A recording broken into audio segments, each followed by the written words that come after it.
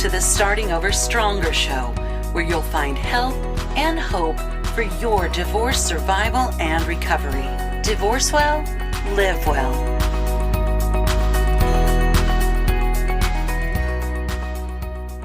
Teenagers, no matter how feisty and defiant they are, they want a grown-up to want to spend time with them. Hey guys, welcome back to Starting Over Stronger, Divorce Survival and Recovery. Today I'm here with Jeremy Lotz. Jeremy is a licensed professional counselor in Missouri and a nationally board certified counselor. He counsels individuals, couples, and families full-time since 2005. He first obtained his bachelor's in psychology from UCM in 2002 and a master's in mental health counseling from UMKC in 2004. He's worked with several agencies as a therapist, clinical supervisor, and training director, and now enjoys providing individual and family therapy in private practice in Lee Summit, Missouri, where he treats clients with depression, anxiety, codependency, emotional issues, child and adolescent behavioral issues, life management skills, mood disorders, parenting issues, and more. And of course, why he's here today, he handles divorce and blended family issues. From what I know of you, Jeremy, you once worked in an adolescent residential therapeutic care, and I will let you share as much or as little about that experience as you wish, but I just want to say that knowing about that and just knowing you as a person, I'm certain you are such a blessing in the lives of teens whose parents are facing, enduring, or even recovering from divorce. And that is exactly why I asked you to meet me here today on the show to talk about this subject. So you, I know, utilize a variety of therapy techniques, including EMDR, which I have mentioned in previous episodes as being life-changing for me and so many people I know, as well as solution-focused family system, cognitive behavioral, and DBT therapies. And people may or may not know what those are, and maybe some of that will rise to the surface as we chat today. But regardless, I want people to know that these therapies do exist and that they may want to explore them for themselves or their teens, because we know that divorce is traumatic. And the number one takeaway that I hope for listeners today is to know that they nor their teens have to live with unresolved trauma, PTSD, triggers and coping mechanisms, anger, and so forth. The addictive behaviors even that often mask what's going on beneath the surface. So again, Jeremy, thank you for being here. Welcome to the show. Just tell us, if you would, just briefly, when I asked you to come today and talk about teens and divorce, what made you want to say yes to exploring this issue? Hey, Annie, thanks for having me. I really like the work you're doing in offering support and care to parents during divorce transitions. I've worked with blended families weekly since 2005, and I've learned the most effective way to cushion the fall for children experiencing parental divorce is to give direct care to the parents in a way that validates and addresses first their own stress, which can really take a back seat as we're trying to meet our children's needs. Mm-hmm. I believe the best gift that we give our kids during a stressful transition is a caregiver who's prioritizing their own care. Mm-hmm. It's the well-worn airplane and oxygen mask analogy. Yeah. Okay, well, so before we dive into that, I always like to give listeners a little personal insight into the experts that they hear on the show. So other than the obvious care that you give to parents and kids who are going through divorce, do you have any personal experience in your life, either a divorce of your own or maybe a parent or someone else significant in your life? My mom and dad have remained married, and I have not been divorced. My experience with this dynamic has been professional primarily. Okay. With the vast majority of my work being with blended families, dating back to the mid-2000s, when I taught court-mandated divorce education classes for parents and teenagers. I was excited to help create the teen curriculum that we used during those years that I was involved in Jackson County's Focus program here in Kansas City. Well, thank you. I appreciate you sharing that. I just know it helps listeners to absorb the information better when they kind of have a little bit of frame of reference for who they're listening to. So, we know that being a teen whose parents are divorcing has to be one of the hardest things in life. I cannot relate personally because my parents didn't divorce when I was a teen. I was one of those who kind of wished they would. So let's say you are a teen and these two people who brought you into the world are parting ways. you either probably never saw it coming and cannot even imagine them being apart, or perhaps like me back in my teen years, you've been wishing for this reprieve for quite some time. And, maybe you were even telling your parents that you wish they would get a divorce. My daughter did that for about 4 years prior to her dad and I's divorce. They are coming at it now, it's actually happening. And that brings obviously some major disorientation, kind of sort of maybe totally tearing your world apart, right? That this is right during a time when teens are exploring who they are socially, academically, physically, probably feeling off kilter anyway, more uncertain of life than ever before. So stepping out of our teens' shoes and back into our own as parents, what can you tell us, Jeremy, as the parents going through this divorce, to help us get out of our own pain and struggle for just a few moments and give us a glimpse into our teens' world right now? This is the hard part. By and large, we're far from our own teen years by the time we're supporting a teenager of our own through a parental divorce. Transferring schools and blended family dynamics tend to be the two most naturally occurring seismic issues that most American teenagers face, in my experience. Teenagers don't need parents who are divorcing perfectly. Teenagers know that it's messy and chaotic. When we're going through it directly, there's an amplifier of like hurt and fear that we feel for our child that makes it feel so big and so loud that it kind of deafens us to some dynamics that are going on in the sound booth of teen reality. One, it's not foreign. Anything that happens in 40 to 50+% of teenagers' lives isn't foreign. 1 out of every 2 kids in the lunchroom knows what this is like. 2, teenagers tell me that they want their parents to be addressing their own anger and their own stress before nagging them about their own. Lastly, on this issue, teenagers tell me that they need their parent to remember that they don't relate to their parent as a partner. They relate to their parent from the orientation of being their kid. So teenagers kind of say through their behavior and their grief process, let my feelings toward my parent be different than your feelings towards your ex or your soon-to-be ex. That's good. I had not even ever really thought of it that way, but yeah, that makes a lot of sense. And yet it's tough. It's heartbreaking to think about it from that perspective. And, obviously as parents, the last thing we want to do is hurt our kids, especially if there have been problems for quite some time, as often there have been. I'm sure that most people would say it's a key factor in finally pulling the plug on the failing marriage is to do that kind of damage control, stop the bleeding, so to speak, to minimize the damage by severing what's broken in order to create a safer, healthier environment for their children and their teens. So I just want to stop for a second and encourage you, if you are listening in right now and you're feeling a real heaviness right now about the visualization of your teen's experience, just know that we are absolutely not saying you're not doing the right thing or that you should feel any guilt or shame at all for the decision to divorce. You may very well be doing exactly what you need to be doing. The hard thing and the right thing are often the same thing. So hang in there, take courage, be strong, and know that nothing we say here today about your teen should be taken as judgment or shame-inducing in any way. We just want to focus not about the reality of what very well needed to happen, but we want to help you discover some ways you can minimize the negative impact on your kids and your teens. So some of what we have to say may surprise you or may be hard to hear. One of the main ways is simply in the words we choose to use when we speak to our kids about the other parent.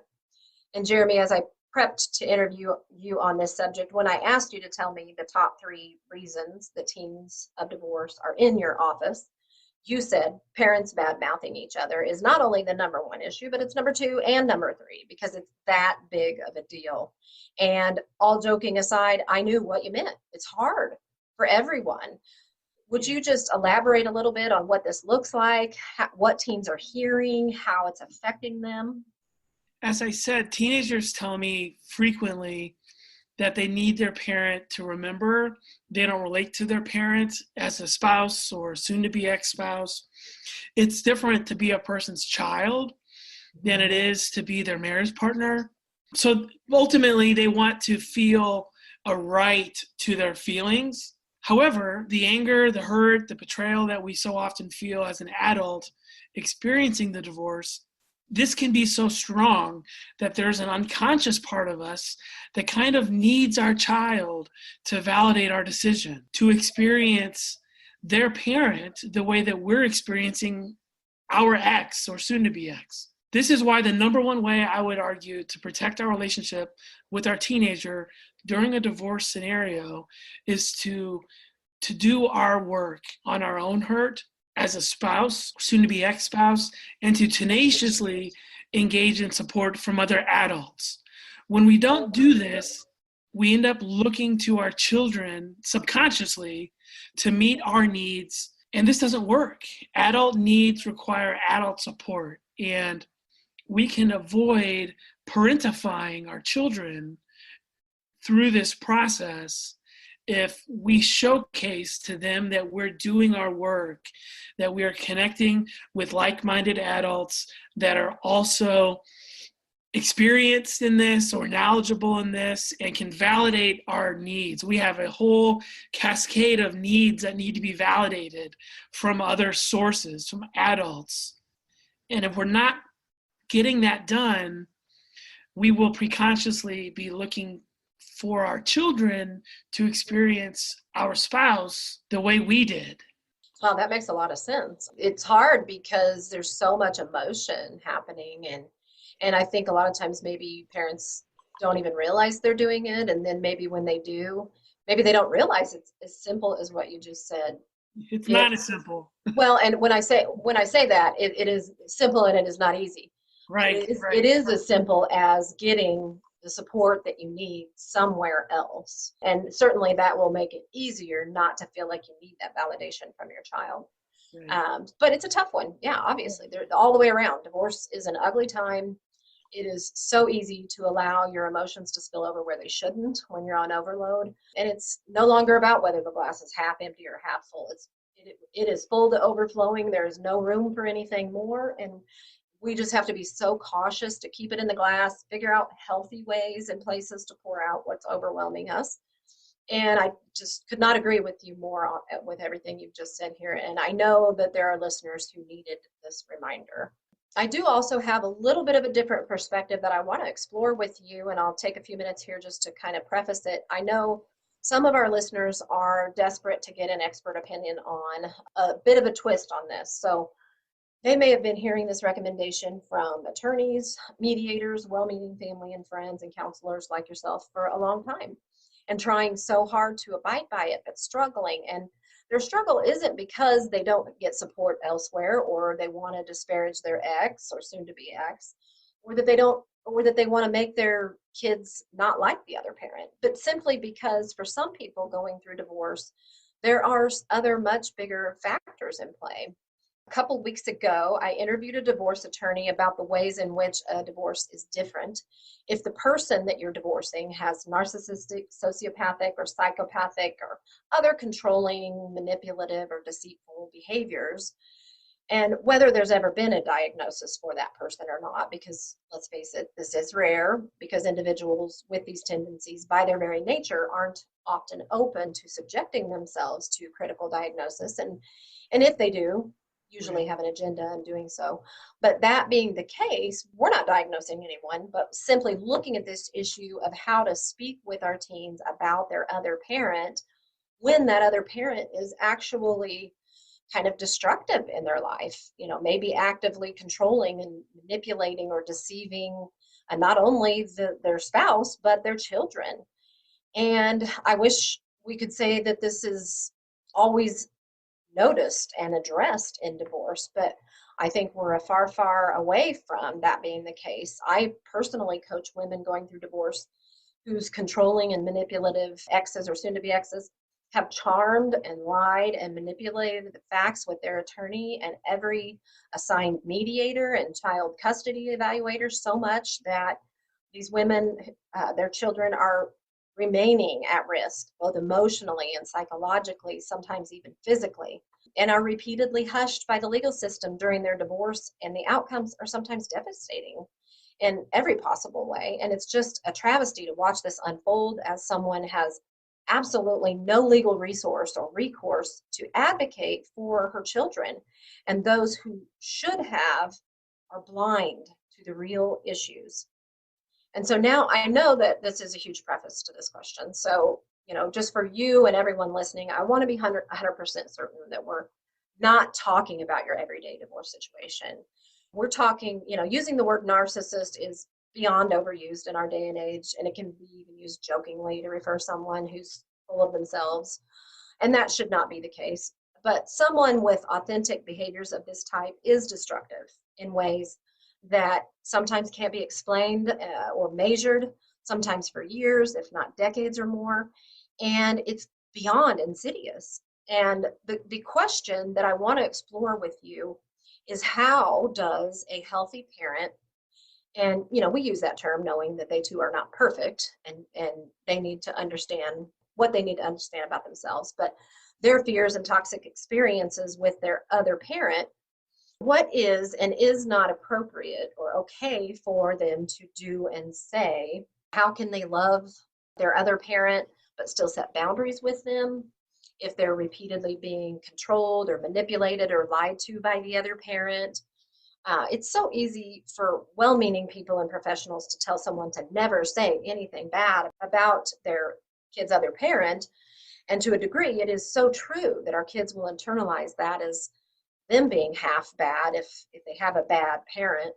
But how do we work around that while also modeling and training our children in what a healthy relationship and healthy communication and healthy boundaries look like for them? Because we're talking about teenagers here today. They're almost adults. We don't want to contribute in any way to them repeating patterns that we know now are unhealthy. Yeah, this is huge. There's a huge distinction to be made between the common American and about the 1% of the general population that carries an antisocial or a narcissistic diagnosis. At the same time, abuse is common to occur against women. 1 out of 3 women worldwide will experience abuse in a intimate partner relationship throughout her life. My first 4 years in the counseling field were working with a domestic violence agency here in Kansas City, Hope House, which I'm still connected to and cross-refer to today. There is a difference, certainly, between negotiating a divorce transition with a parent who is functional and a parent who is dysfunctional.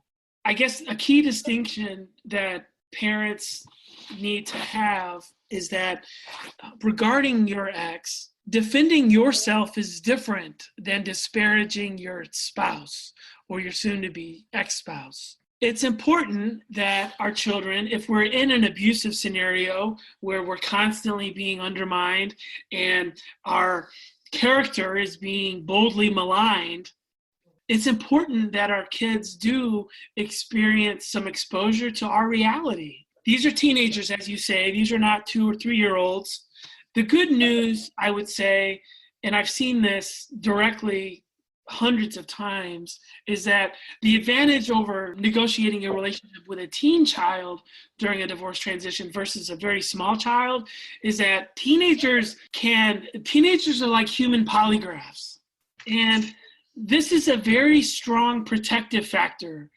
I'll use the male pronoun for abusers, given that research consistently shows that upwards of 90% plus of people that are demonstrating abusive characteristics in an intimate partner relationship are male. If teenagers are seeing these things, they tend to know who is fighting for them and who is fighting for themselves. The good news is that this is what helps the constructive parent or the more mature parent or the healthy parent. You cannot fight for your child the same way. Like if it's an abusive or a malignant parent, they're going to be so low in empathy, they're not noticing anybody else in the scenario but themselves. Yeah. That actually works really well for the constructive or the therapeutic parent that's focusing on the needs of the child. And very often, I've seen, of course, like every therapist, we've seen women in these scenarios get taken to the cleaners, and they lose everything. They lose their job, their resources, their reputation. Very often, in my experience, in a straight relationship, it's not the female participant in the marriage that's ending who is willing to play dirty. It's the male in the relationship who will play dirty and malign his soon-to-be ex. The good news is that the kids can tell. They may not be able to tell when they're 14 or when they're 16, but they can tell. Kids that I've worked with that were 15 when going through a parental divorce are now 30. I started doing this in 2005.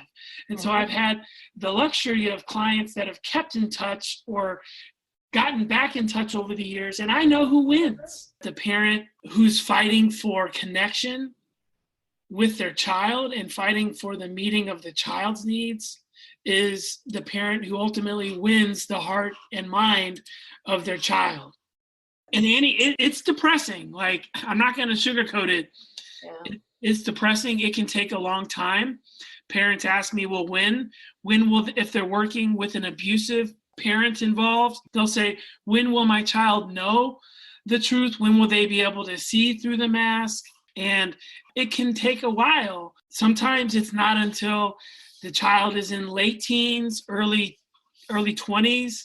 But the good news and the redemption is that children know instinctively who they can count on to meet their needs and to be predictably available. The parents that get texts from their kids at college or in their first apartment, the parents that get visited over the holidays, I know conclusively from my experience, they are always the parent who is fighting for the child, not against the adult.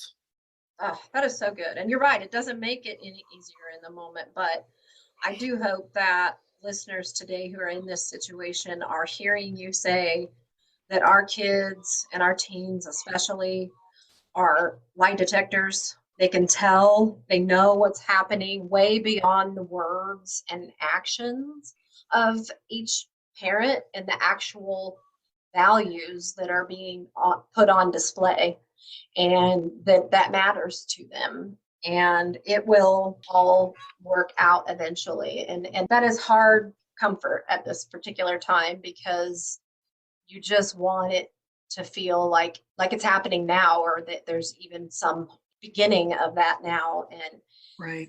it's just, it as with everything that we've said, and everyone listening already knows, divorce is hard.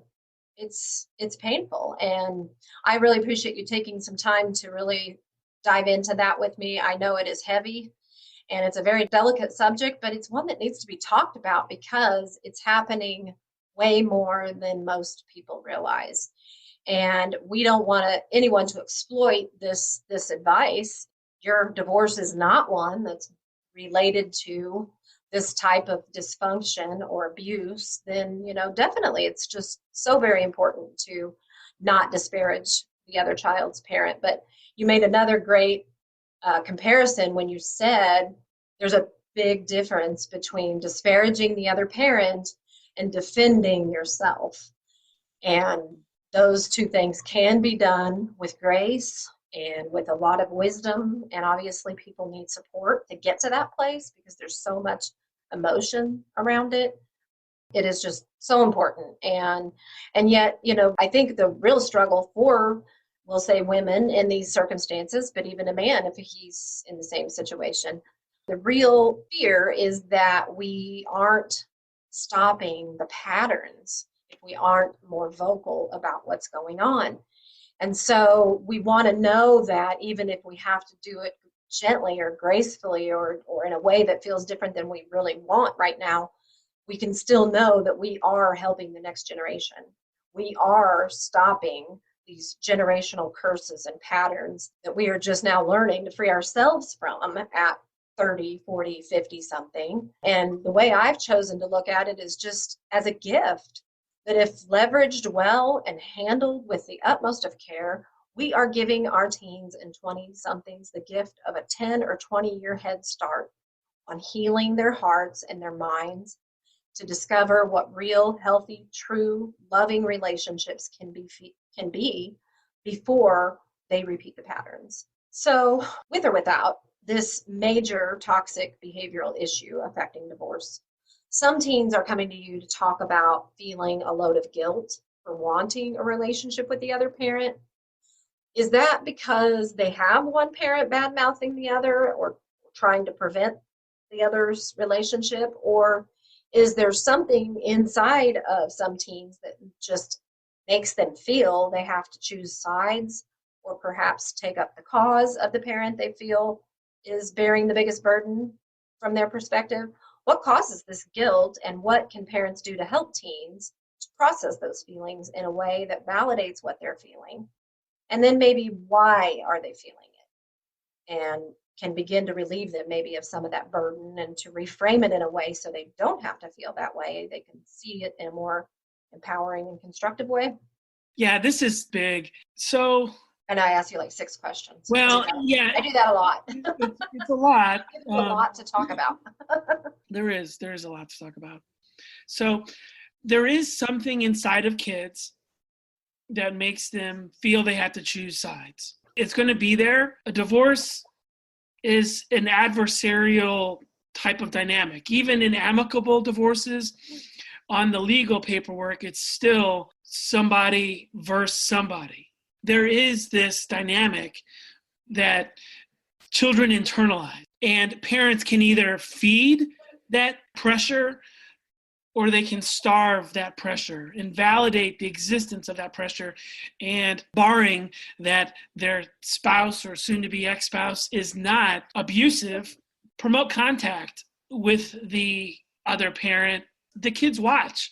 The teenagers know which parent. Generally, and I have to speak in generalities here, generally there is one parent that is showing more professionalism, let's say, or decorum than the other parent. I see that consistently.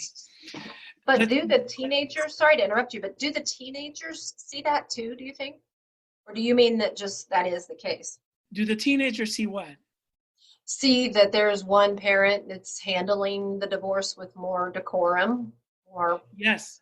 This is a great question. They do see, but they can't say anything.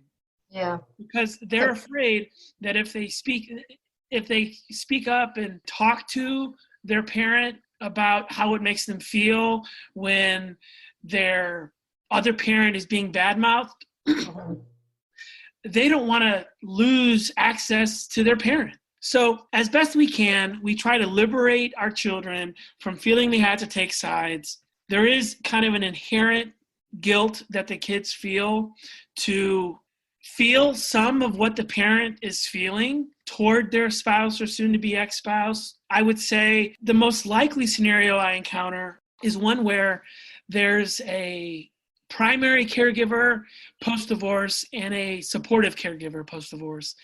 There's usually one parent, in my experiences, just as one therapist.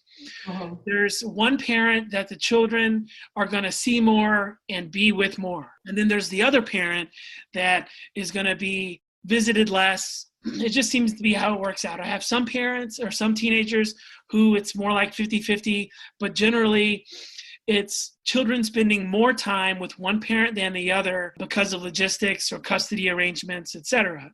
Yeah. The parent that is in the primary caregiver role, in my experience, is often the female parent in a heterosexual relationship. And the person that's in a primary or in a supportive role, the kids are visiting his house, would be the male parent generally. It's important for us as parents to try to reframe and to try to build up that we are invested in our child having a relationship with their parent. Their relationship to their parent is very different than our relationship to our spouse or our soon-to-be ex-spouse. Well, and I appreciate you clarifying and continuing to be cautious about female male stereotype. I have addressed that issue in a previous episode. It is something that is going to continue to come up as we explore this topic because, as you said, the statistics do show a great disparity between the number of male abusers as far as narcissists and toxic dysfunction goes.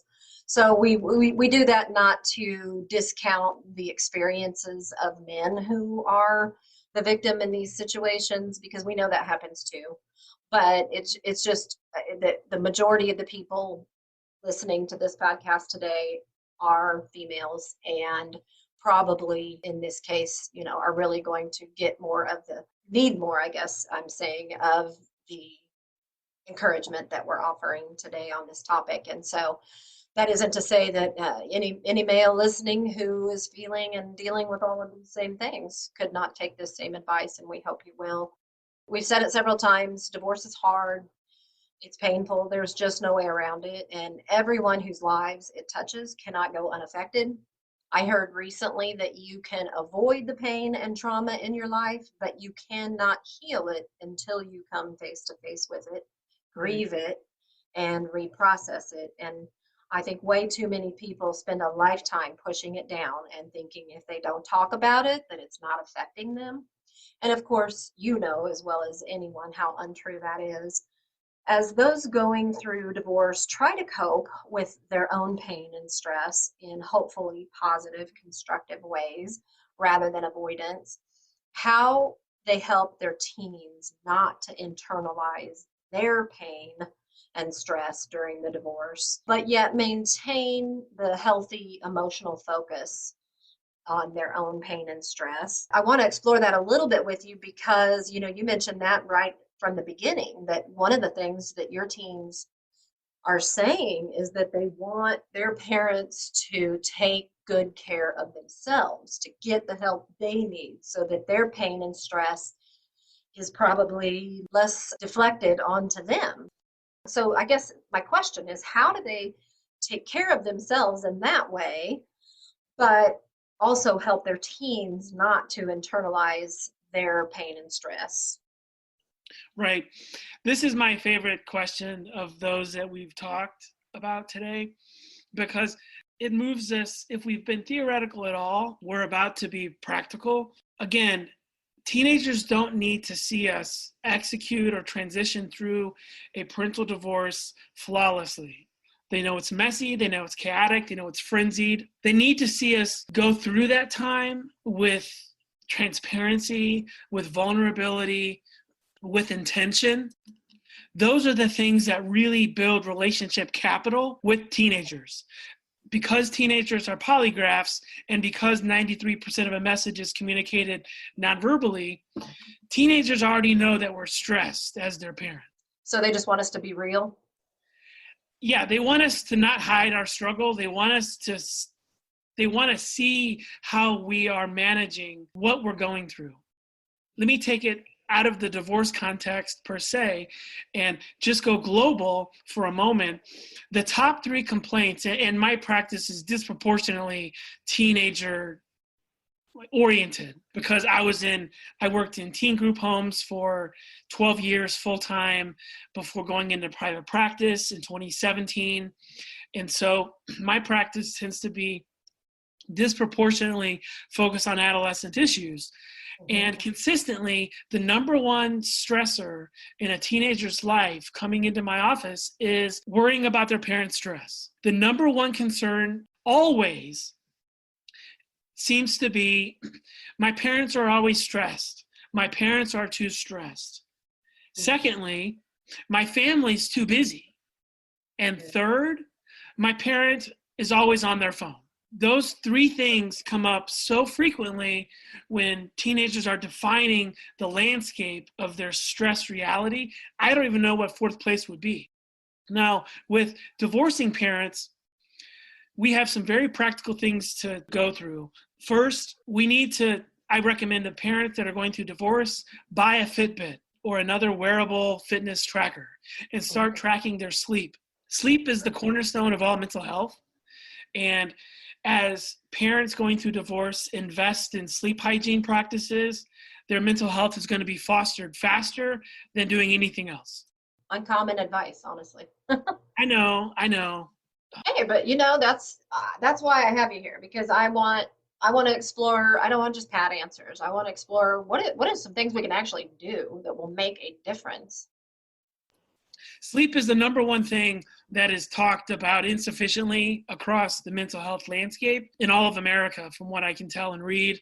I'm never the first therapist that people have come to, it seems, but I'm usually the first, if not always the first, that's sleep hygiene issues. And this comes from brain science. Secondly, physical exercise.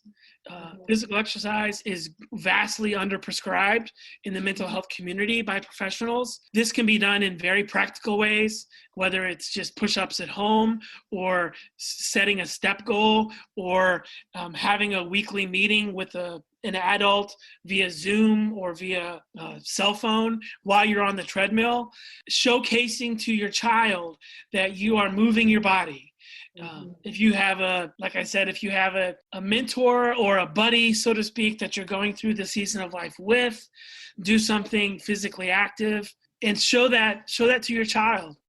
The divorced parents I'm working with, as they showcase through their example that they're going to be focused on sleep, they're going to get initiated and maintained a physical exercise regimen, those kids become less worried 100% of the time.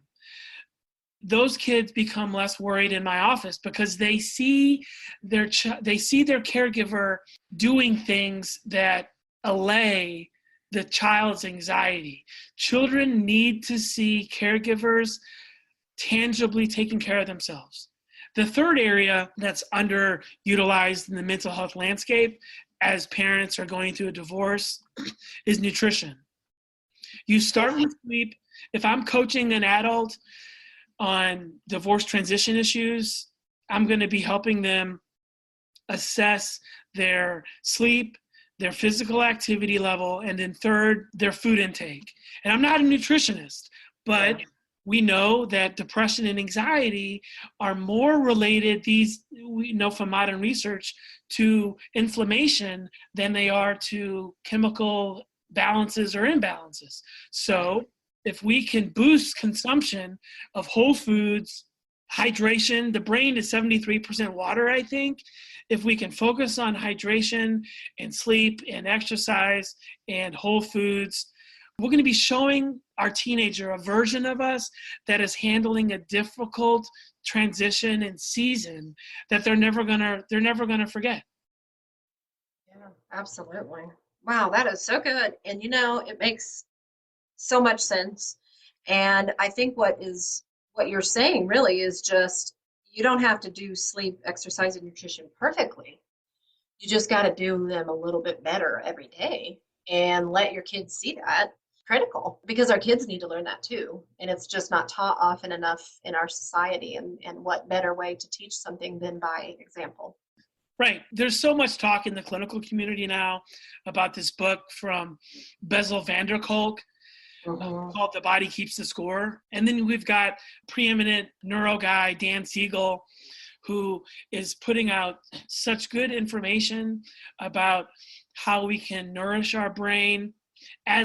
Because I specialize in trauma, I know what a trauma brain is acting like when it's being fed those 4 nourishing behaviors, and when it's being starved from those 4 nourishing behaviors, it can greatly, as practical and simple, oversimplistic as it might sound, it greatly cushions the traumatic load that an adult encounters when they're trying to go through this protracted season of adversity.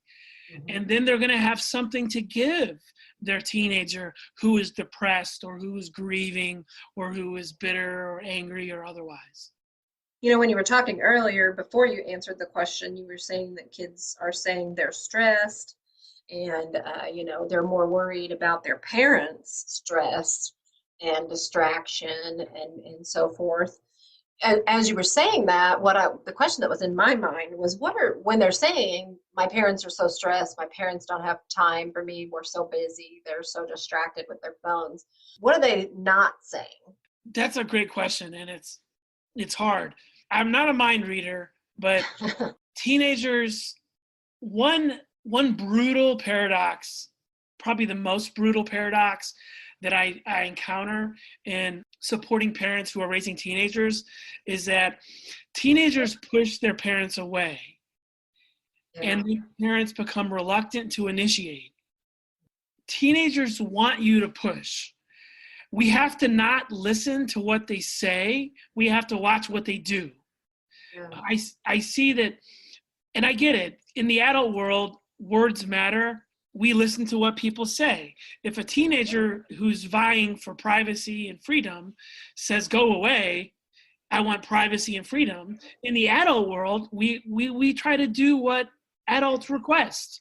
Every time they catapult us from the island of connection and togetherness, they are, make no mistake, they are looking to see whether we're going to swim back to it.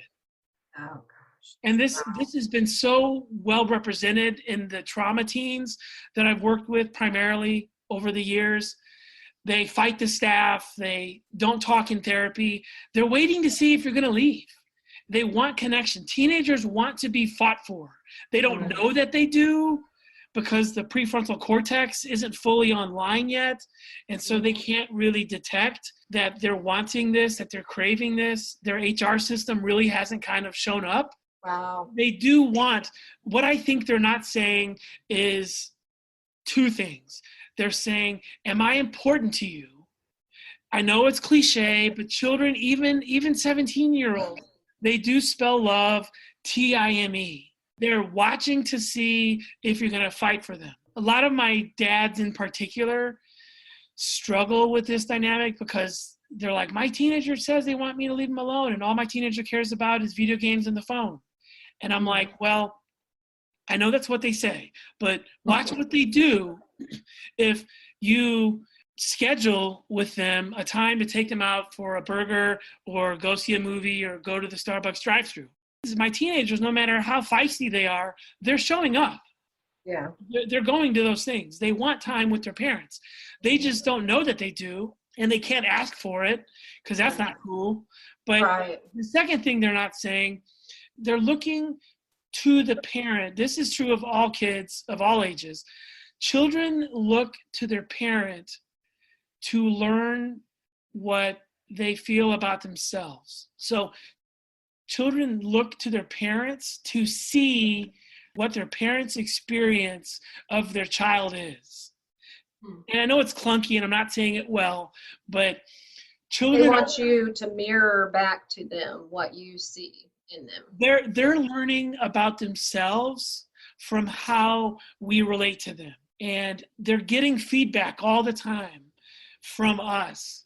And they want to know fundamentally that what's buried, I think, within those three confessions: my parent is too stressed, my family's too busy, and they're always on their phone. Teenagers, though I know that they fight it, they want to feel pursued, and they want to feel important. There's so many different directions that I could go with this, and in interest of trying to keep it focused on the teens, I will just say a book title came to mind, and it's not probably even on this subject, but it's I Hate You, Don't Leave Me. I think that just kind of summarizes what you're saying. The more they push us away, the more they are seeking for us to connect with them and fight for that connection with them, even though they're not going to ever maybe let on that that's really what they want, or that if you actually do it, that they appreciate it. But just, we want parents, to know that that is what the situation is, so they can act with wisdom in those situations, whether or not they get any kind of confirmation from the teen. Wow, this has been really good. I know that the listeners with teens are walking away today with several somethings important to consider, to pray about, and to apply in their own lives with their teens. But we're going to start kind of talking about wrapping up, and I want to make a quick application to the younger kids of divorce, even though we're really focusing today on teens.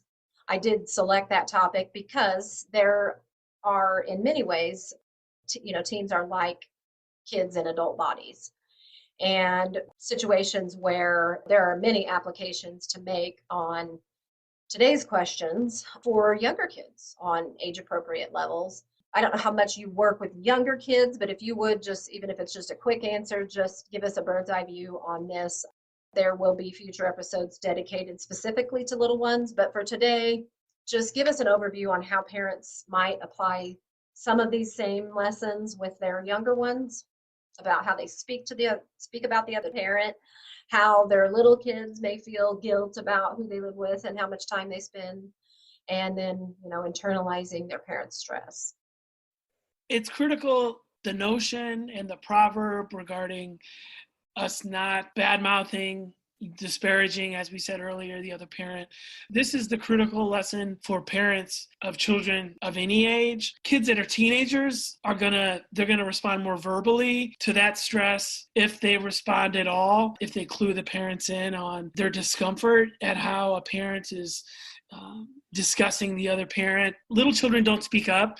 I work with children, some younger children. I tend to work with children five and above. I regularly have kids in my office that are between 5 and 12, even though my practice is, centric toward 13 to 25-year-olds. I would say it's a lot easier for me to help parents whose children are younger when they're going through divorce, because teenagers are a lot more contradictory than children are, in my experience, in their behaviors. And what you said a moment ago was accurate. That whole "I hate you, don't leave me" type of dynamic is defining of negotiating a relationship with your teen. With children, the number one thing to do if you're trying to help cushion their fall through a divorce scenario is to play. Play is the work of children, as child therapists like myself have said for decades.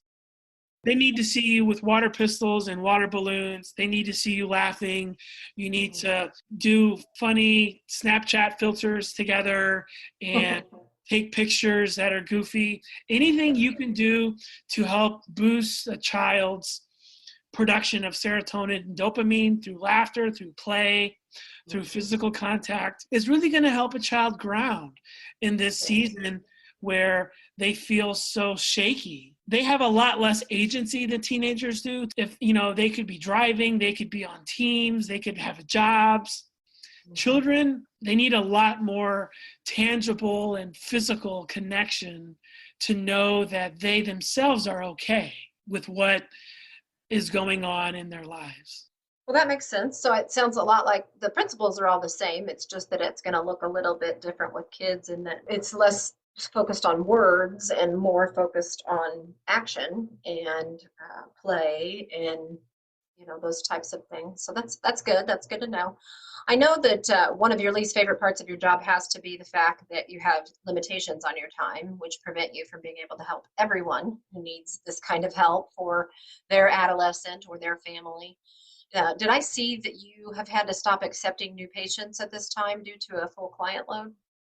So I'm not sure when this podcast is going to air. At the time of recording today, my caseload is full. I tend to process families through pretty quickly. My average length of stay in services is 3 to 8 visits. I have a lot of homework, and I taper sessions and spread out sessions to preserve costs and facilitate client autonomy. So best way to reach me is through my website, www.lotztherapy.com. That's LOTZ therapy.com. We'll just hope that they can go ahead and jump on there and see, whenever they're listening to this, that, if this is a time that you might be able to take on new clients. And if not, I'm sure that you have ways of getting them connected with other like-minded mental health professionals like yourself that they can explore these issues with. Right. And there's a couple options. So if by the time the podcast airs, you email me and I'm full, I've had good success with the KC Relationship Institute, and that they're in Independence here on the Missouri side. and where I am in Lee Summit. So in Independence, it's available at kcrelationshipinstitute.com. kcrelationshipinstitute.com. I've had success with them. There's also something that's increasingly present for the reasons we've talked about today in the whole clinical landscape. High conflict co-parenting is increasingly sought after. It's not a service that I specialize in, but I have a colleague that is one of the most highly recommended high conflict co-parenting therapists in the area. Her name is Kristen Swan, and her website is Swan Therapy, SWAN, swantherapy.com. She's one of the top high conflict co-parenting therapists that I've encountered in the area. Well, those are some good resources. And so that you know, and listeners, check out the episode descriptions for the links. If you didn't have time to grab that just now. Jeremy, I really appreciate, again, you being on the show today, your valuable time and contribution to this topic and everyone that it affects. I think you have given our listeners some very important ways, new ways that they can look at their teens as they go through the divorce with them, and that we can carry this information on to others whose teens or even young adults may still be struggling years after their parents' divorce. As we close, let's switch gears real quick. Our tips thus far have been on what not to do.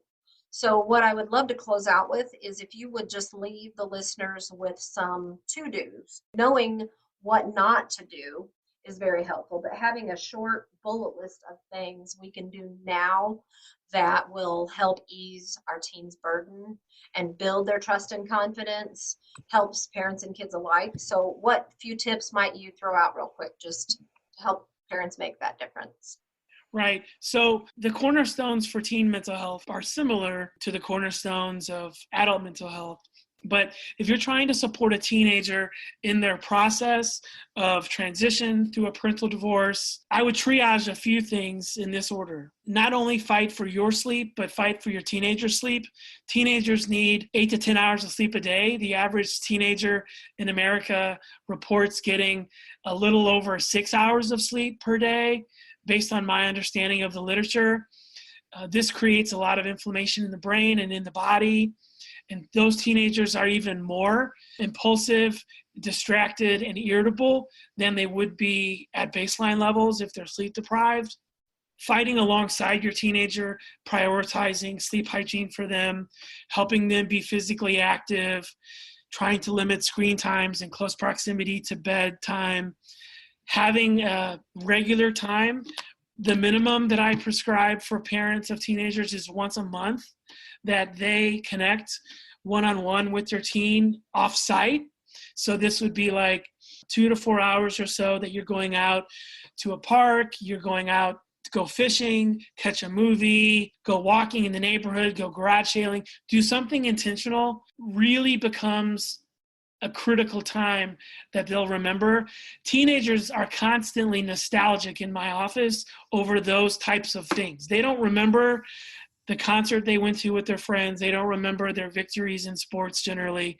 What teenagers come in, and parents don't know this because it's behind closed doors, but what really gets kids in my office feeling nostalgic are those times when they're going to a concert with their parents, or they're taking a road trip, or they're looking at colleges together. Spending that time, making it intentional, giving your child some dignity and scheduling that, showing up at their door in the evening and saying, hey, I miss you. I really want to connect. Let me know what time you have and what would work best in the next couple of weeks. And then come back in a couple hours to their door again and say, hey, have you had a chance to look over your school stuff, your work stuff? I really want to make this a priority in my schedule. Let me know what you need. That's a critical way to really, through a drip system, build a strong relationship with your teenager. There's a lot I could say. I love helping parents build stronger relationships with their teenager. It can be done through a lot of simple, practical things. We just have to really kind of look past so much of the blustery persona that teenagers have behaviorally, because they're going to show up. My teenagers, no matter how feisty and defiant they are, they want a grown-up to want to spend time with them. Well, and I would say you're right. Sleep and time have to be the most important things, and they're just trying to figure out who they are, and it's kind of an ugly process. And I think the best thing that you said today is that parents need to look past that facade and realize that it doesn't matter what they're saying or how they're acting. They want time with you because it is fleeting. And as a parent myself of a 20 and 22-year-old, I will tell you, it will be gone before you know it, and they will be living somewhere else, and you will want those years back. And I know that you don't think you will, because I didn't think I would either. And I'm getting a little teared up just thinking about it, because those teen years are so heavy and so hard, and they push you away so much. And if you didn't know what you know now after this episode today, you might let them, and that time will be gone. And so just know, if you didn't hear anything else today, that your teens want time with you, and that will make all the difference in the world. Thank you, listeners, for being brave enough to dig into this with us in consideration of ways maybe that you've fallen short unintentionally. I hope and I believe, and I know Jeremy does too, that like a massive ship on open waters, you can make even a 1-degree shift in your life, your divorce, and with your kids and teens, and as a direct result of that slight correction, end up in a totally different destination. Remember that as you think about ways you want to apply what we talked about today. Again, check out the resources in today's episode description to connect with Jeremy or myself for more information about what you need for help during your divorce and hope as you are starting over stronger. See you next time.